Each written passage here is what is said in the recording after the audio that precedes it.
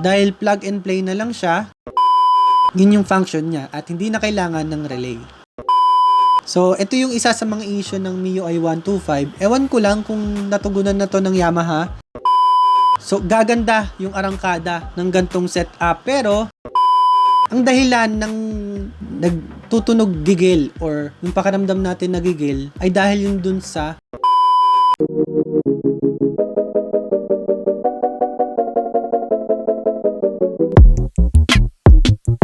What's up yo guys, it's me JZ and we're back here with another motovlog. Kung mahilig ka sa motorcycles, reviews and tutorials, you can hit that subscribe button for more videos. So nandito ulit tayo sa isang Q&A Monday and I'll be answering 5 questions. Yung mga question na to ay pinili ko dahil tingin ko pag sinagot natin tong mga tanong na to ay maraming makaka-relate, maraming matutulungan dahil yung mga question na to ay marami pa ring na nagtatanong sa akin. Alright, so simulan na natin. Number 1 question is galing kay Ellie Salazar. Nagtanong siya dun sa isang video natin na about tricolor headlight. So tinanong niya kung need ba daw ng relay kapag in-install yung tricolor headlight. So sa mga hindi pa nakakapanood ng review na yon, panoodin nyo dahil sobrang ganda talaga ng headlight na yon at very high quality at very durable siya.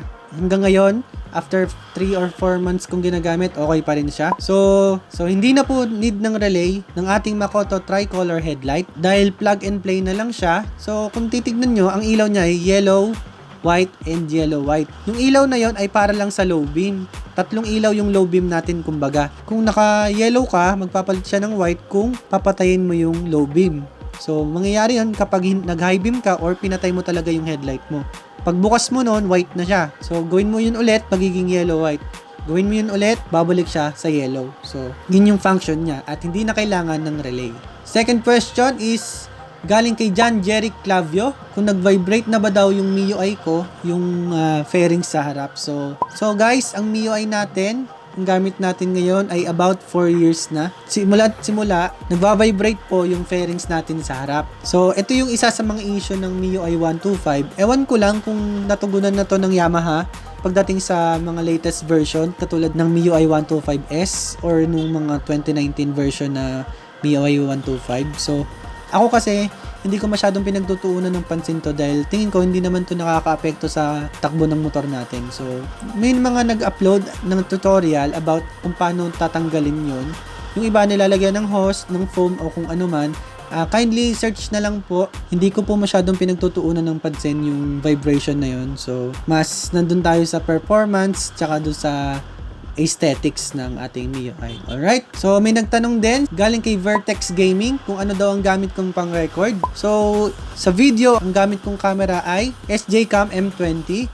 Sa audio naman, ang gamit ko po ay yung cellphone ko na Samsung Galaxy J7. Alright? Bali, pinagsisync ko lang yung dalawa, pinagpapatong ko lang kasi hindi po maganda yung audio ng SJCam M20. Alright? Ito, medyo marami rin nagtatanong sa akin ito, galing kay James Kenneth De Vera. So, ang work daw niya ay isang collector, tapos maghapon daw umaandar yung motor niya. Kung practical lang ba ang 8 straight grams ng flyball? Gaya ng sinabi ko sa mga past videos natin about flyball, kapag yung flyball natin ginawa nating magaan, tulad nito, naka 8 grams straight. Kung MIUI yung motor niya, ang stock niyan ay 12 grams. So kapag ginawa mong 8 grams, sobrang baba talaga nung timbang ng flyball niya ngayon. So gaganda yung arangkada ng gantong setup. Pero gaya ng sabi ko, kapag ginaanan natin yung bola natin, tataas din yung gas consumption. So hindi ko to i-recommend kung ang work mo ay collector. Mas recommended to sa mga carriers. Alright, yung mga Ninja Van, Lalamove, yung mga rider na may karga na mabibigat or yung laging may angkas, joyride, angkas, mga ganun. Pwede natin tong gawin 8 grams straight or 8-10, basta medyo magaan.